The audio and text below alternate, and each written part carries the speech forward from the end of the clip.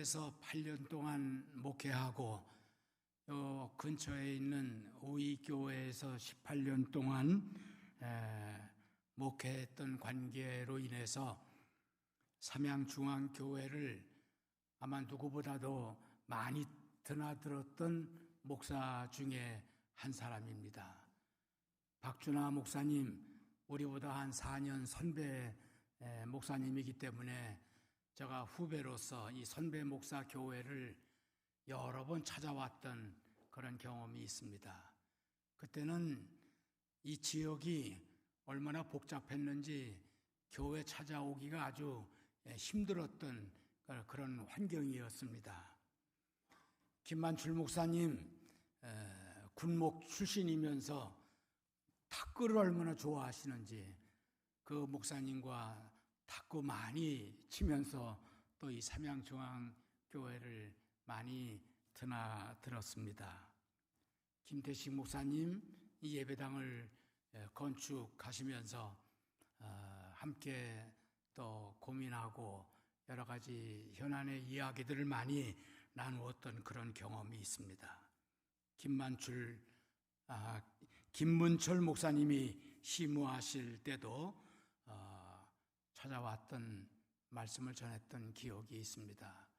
우리 삼양중앙교회 지난날 크고 작은 행사 때마다 와서 함께 지켜본 이 교회의 역사를 누구보다도 많이 알고 있는 그런 목사, 또 우리 선출산 감사님께서 또 저를 부르셔서 오늘도 와서 이렇게 말씀을 나누게 되니까 저 마음속에 고향에 찾아온 것 같은, 그리고 우리 성가대의 오늘 찬양이 얼마나 은혜스러운지 은혜 많이 받았습니다.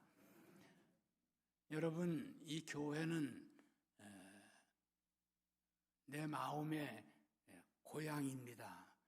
여러분이 이 교회에서 세례도 받고 어떤 사람은 이 교회에서 결혼식도 하고 이 교회에서 또 공로가 많은 분들은 돌아가시면 교회장으로 모시기도 합니다. 교회 잘 만나는 것 여러분에게 주신 큰 은혜요 축복으로 알고 항상 여러분들 이 삼양중앙교회 이 교회는 내가 몸담아 있는 교회, 내 고향 교회 같은 그런 정성된 마음을 가지고 늘 예배드리면서 성도의 깊은 사랑과 교제가 이루어지기를 바랍니다. 오늘은 교회력으로 따지면 성령 강림 주일이면서 대부분 우리 감리교회에서는 요한 웨슬리 회심을 생각을 하게 됩니다. 이때가 되면 우리 감리교 목회자와 성도들은 웨슬리의 신앙 고백과 또 신앙 전통을 묵상하고 있습니다. 무엇보다도 존 웨슬리는 그 어떤 개혁자보다도 진리를 추구하는 치열한 구도자였습니다. 하루아침에 웨슬리가 1738년 5월 24일 하루아침에 성령의 뜨거운 체험을 한 것이 아니라 웨슬리가 평소에 아주 치열하게 하나님의 은혜, 하나님의 은사, 성령의 역사를 늘 간구하였다고 하는 이야기입니다. 웨슬리도 사람이기 때문에 진리라고 하는 중심에 이르기 위해서 치열하게 노력했던 사람이었습니다. 그러나 그 진리의 말씀에 다가가면 다가갈수록 고민과 갈등이 일어나서 번번이 실패도 하고 좌절을 경험했던 개혁자 중에 한 사람이었습니다. 내 노력으로, 내 행동으로, 내 수고로 늘 한계에 부딪혔고 갈등을 겪게 되었습니다. 웨슬리의 문헌 가운데 회심 이전에 이런 고백이 나옵니다. 주님, 저는 오랫동안 주님을 섬겨왔습니다. 많은 노력과 많은 수고로움으로 어떤 때는 금식도 하고 기도도 하고 당신의 말씀을 읽고 또 설교도 많이 했습니다. 경건의 모양이 내 모습이었습니다. 그러나 주님, 경건의 능력에 관하여서 저는 아는 바가 없습니다. 경건의 모양은 있었지만 경건의 능력에 대해서는 도무지 아는 바가 없습니다. 깊은 의도 깨닫지 못하였습니다. 더구나 하나님의 사랑과 깊이와 길이와 넓이와 높이도 깨닫지 못했습니다. 여러분, 우리 웨슬리도 올더스케이트 회심 이전에는 아무리 노력을 하여도, 아무리 선행을 하여도 떨리지 않는 진리의 세계 앞에서 그는 무기력하고 낙심하지 않을 수가 없었다는 것입니다. 그러므로 무엇인지 알 수 없기에 그는 늘 주님만 바라보고 주님만 사모했습니다. 그리고 자신의 영혼을 새롭게 만드실 은혜를 기다렸습니다. 그 결과 268년 전 1738년 5월 24일 그날을 맞이할 수 있었다고 그는 고백하고 있습니다. 능력 없는 경건의 모양, 이 고상한 연극이 사라지자 죄를 자각하게 하시는 성령께서 불어오셨습니다. 그리고 모든 부끄러움과 수치가 죄로 물든 내 얼굴을 덮었나이다. 나는 속죄하신 어린 양 앞에 무릎을 꿇었습니다. 그리고 은혜로, 내 노력으로, 내 수고로, 내 행동으로, 내 의로가 아니라 은혜로 구원을 받았나이다. 즉 웨슬리는 자신의 무지와 비참함을 인정하자 성령께서 오시어 그의 내면을 밝게 하는 불을 뜨겁게 붙여주셨던 것입니다. 그는 입을 다물었고 죄로 물든 얼굴을 손으로 덮었으며 하나님의 은혜가 따뜻하게 웨슬리를 감싸 안았습니다. 그때부터 웨슬리는 주님의 사랑 안에 거하게 되었습니다. 주님께서 무엇을 명령하시는지 알았으며 드디어 주님의 발자취를 따라 세계는 나의 교구라고 외치면서 바로 오늘의 감리교 운동이 시작이 되었습니다. 그 존 웨슬리 한 사람의 변화가 영국을, 미국을, 아프리카를, 한국에서 동남아 지역 곳곳에서 세계 선교에 우뚝 서게 되었습니다. 한 사람이 변화하고 주변이 변하고 주님을 따르는 사람들의 회심으로 소박하게 출발하였던 것이 바로 여러분 우리 감리교회의 시작입니다. 오늘 여러분에게 소개한 사도행전 9장에 나오는 내용도 사도 바울의 회심 이야기로 같은 맥락에서 이해할 수 있습니다. 즉 사울은 예수 믿는 사람들을 박해하기 위해 다마쿠스로 가다가 그동안 든든하게 믿어왔던 그의 존재의 터전이 흔들리는 큰 사건을 경험하게 됩니다. 즉 갑자기 나타난 환한 빛 앞에서 그는 오히려 어두움에 갇혀 도무지 앞을 볼 수가 없게 되었습니다. 사울은 사람들의 손에 이끌려 다마쿠스로 들어갔습니다. 예기치 않았던 운명의 타격은 사람들로 하여금 자기의 삶을 이끌던 길이 사라지고 벼랑 끝에 선 것 같은 아득함이 사울에게 엄습해 왔습니다. 그러므로 사울은 사흘 동안 앞을 보지 못하는 상태에서 절망적인 상황이었을 것입니다. 본문에 기록된 대로 먹지도 못하고 마시지도 못했다고 하는 표현은 적절한 표현입니다. 사도행전은 이런 상황을 설명하면서 이미 다마쿠스에 살고 있던 예수의 제자 아나니아를 소개하고 있습니다. 아나니아야, 부르시며 그에게 그가 어떤 일을 해야 할 것을 가르쳐 주셨습니다.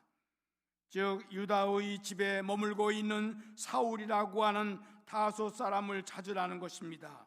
본문 12절에 사울은 지금 기도드리고 있는 상황 속에서 아나니아가 손을 얹어 안수하여 시력을 회복시켜 주는 것을 보았다고 말씀하고 있습니다. 그런데 여러분, 우리가 여기서 기억해야 할 것은 아나니아도 주님의 부르심에 즉시 응답한 것은 아니었습니다. 왜냐하면 아나니아는 이미 사울에 대한 소문을 많이 들어서 알고 있었습니다. 사울이 다마쿠스에 온 것은 제사장이 위임한 고난을 가지고 믿는 사람들을 잡아가기 위해서, 믿는 사람들을 박해하기 위해서 핍박자라고 하는 사실을 이미 아나니아는 알고 있었습니다. 사울의 그 마음을 모르실 리 없건만 우리 주님은 이방 사람들과 임금들과 이스라엘 자손 앞에서 그 사울을 가리켜 본문 말씀에 보면 내가 택한 그릇이다. 사울, 그 사람 내가 택한 그릇이라고 칭하시면서 사울이 장차 주님의 이름을 위하여 많은 고난을 받게 될 것이라고 말씀하셨습니다. 마침내 아나니아는 그 두려운 소명을 받아들였습니다. 당시의 상황으로 보면 그것은 아나니아 자신의 신변에 위험을 무릅쓴 결단이었습니다. 마치 호랑이 굴에 들어가는 그런 상황이었습니다. 어떤 돌발적인 사건이 벌어질지 알 수 없는 불확실한 처신이었습니다. 안전하기 때문이 아니라, 인기를 얻을 수 있기 때문이 아니라 오직 그것이 주님을 위한 길로 믿고 따르는 결단이었습니다.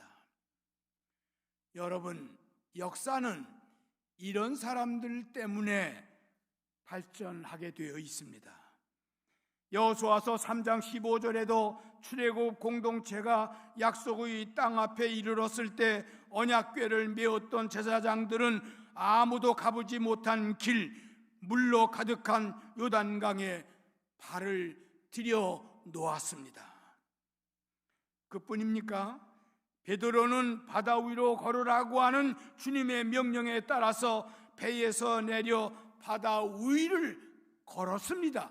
길을 냈습니다. 우리 인생의 결정적 순간이 있다면 바로 그런 때를 말하는 것입니다. 우리 대부분의 사람들의 일상은 그날이 그날처럼 평범하고 지루한 일들이 반복이 됩니다. 그러나 우리가 살다 보면 예기치 않은 상상할 수 없는 현실에 부딪힐 때가 여러분 어찌 한두 번입니까? 내 삶의 평온한 일상을 깨트리고 내 삶의 둥지가 흔들릴 때가 얼마나 많이 있습니까? 그리고 우리로 하여금 시련을 당하고 고통을 당하고 아픔을 당하게 하는 경우가 많습니다. 사고, 질병, 실패, 재난, 예기치 못한 사태, 사회의 혁명적 변화 등을 생각해 보면 될 것입니다. 우리 개인의 삶의 현장에서 경험하고 있으며 오늘 지구촌에는 기후 변화의 위기로 당하고 있는 재난이나 고통을 생각해 보면 이런 말씀에 대해서 많이 이해가 될 것입니다. 5월 중순에 눈이 오는 바람에 평창이나 강원도 일대에 농민들이 채소를 심어놓은 사람들이 얼마나 많은 손해를 입었습니까? 상상할 수 없는 일들이 우리에게 일어나고 있습니다. 아나니아, 그는 그 결단 앞에 서 있습니다.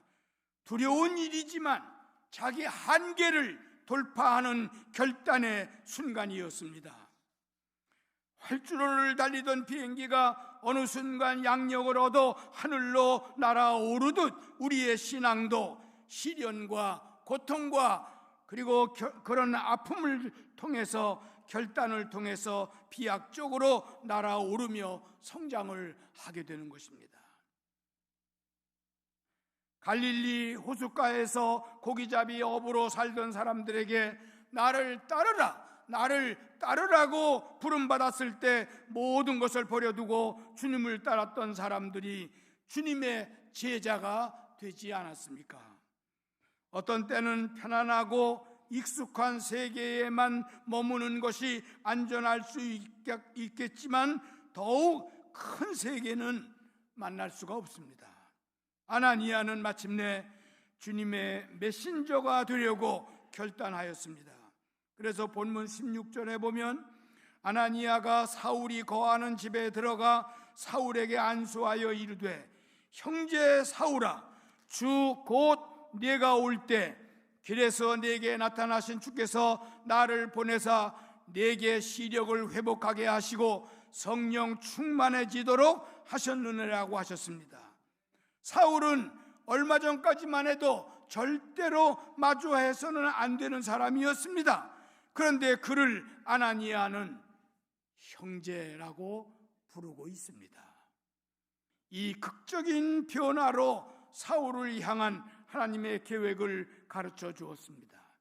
마침내 사울은 시력을 회복하였으며 사울 앞에 있는 어두운 세상의 환경을 바라보는 변화를, 새로운 세계를 보게 되었습니다.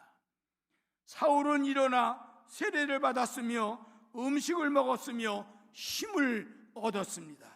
이 모든 일을 가능하게 하신 분이 바로 성령이십니다. 여러분, 성령의 체험, 성령의 역사, 성령의 인도는 바로 기도하는 사람들에 의해서 이루어지는 것입니다. 사울이 기도하고 있었다. 그리고 아나니아를 만났다. 아나니아가 그에게 손을 얹고 기도함으로 시력이 회복이 되어지고 새로운 세계를 보게 되었으며 그가 기독교 역사에 놀라운 능력을 발휘했던 주의 종이 되었던 것입니다. 감리교는 체험의 종교입니다. 이 성령의 체험이 우리를 가로막고 있는 담장을 뛰어넘어 새 세계를 바라보며 새날을 열어가는 축복의 통로가 되게 하십니다. 찬송가 436장 3절에 하나님의 은혜가 일으키는 변화를 이렇게 표현하고 있습니다. 산천도 초목도 새것이 되었고 원수도 죄인도 친구로 변한다. 새 생명을 얻은 자 영생을 누리니 주님을 모신 맘 새 하늘이로다. 영생을 누리며 주 안에 살리라. 오늘도 내일도 주 함께 살리라. 존 웨슬리 회심 268주년을 맞는 여러분, 우리 감리교회는 개인 구원, 개인적 영성을 중요시 하면서도 사회 구원, 사회적 성화를 중요시하는 공동체입니다. 나만 구원받는 것으로 족하게 여기지 말아라.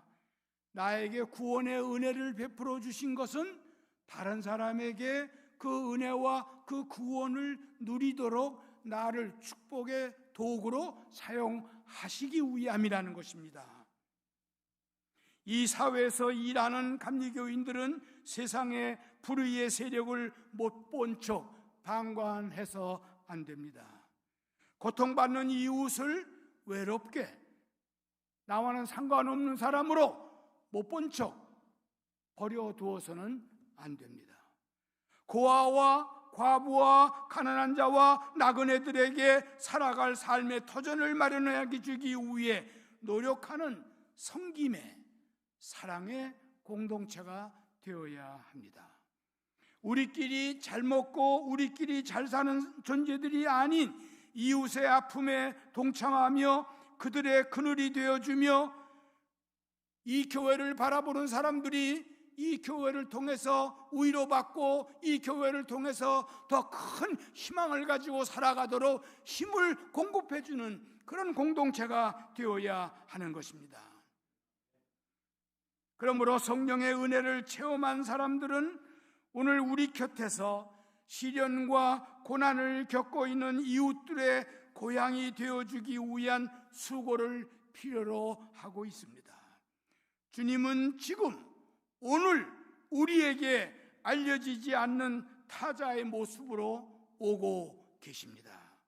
하늘나라는 고난과 고통 속에 있는 사람들의 눈물을 씻어주려는 긍휼을 베푸는 사람들의 모습으로 주님은 지금도 우리 곁에 오고 계시지 않겠습니까?